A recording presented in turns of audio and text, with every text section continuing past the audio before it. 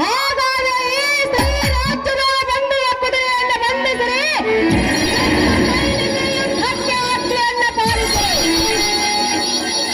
ಸಖಿಮಣಿಯರೇ, ಮಹಾರಾಣಿ, ಯುದ್ಧದಲ್ಲಿ ಮಧ್ಯಮ ಪಾಂಡವನ್ನು ನಾನು ಗೆಲ್ಲದೆ ಹೋದರೆ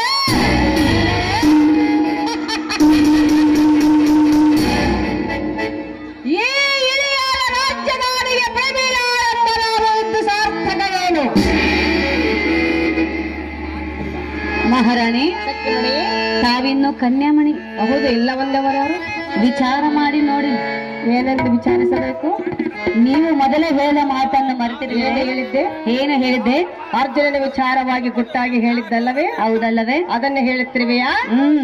ಅರ್ಜುನನ ವಿಚಾರವಾಗಿ ನಿನ್ನ ಮುಂದೆ ಗುಟ್ಟಾಗಿ ಹೇಳಿದ್ದೇನೆ, ನಿಜ. ಆದರೆ ಈಗ ಕುದುರೆಯನ್ನು ಬಂಧಿಸುವುದನು. ಸಖಿಮಣಿಯರೇ, ಮಹಾರಾಣಿ, ನನ್ನ ಬುದ್ಧಿ ಸಾಮರ್ಥ್ಯದಿಂದ ಮಧ್ಯಮ ಪಾಂಡವನನ್ನು ನಾನು ಒಲಿಸಿಕೊಳ್ಳದೆ ಹೋದರೆ ಎಂಬನಾಗುವುದು ಸಾರ್ಥಕವೇನು? ಮತ್ತೆ ನಾವು ಸಖಿ ರಾಣಿ, ನೀನು ಋಷಿಕೇತನನ್ನು ಒಲಿಸಿಕೊ.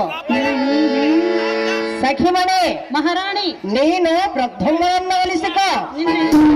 ಮಹಾರಾಣಿ, ನಾನು ನೀವು ಮಧ್ಯಮ ಪಾಂಡವನಾದ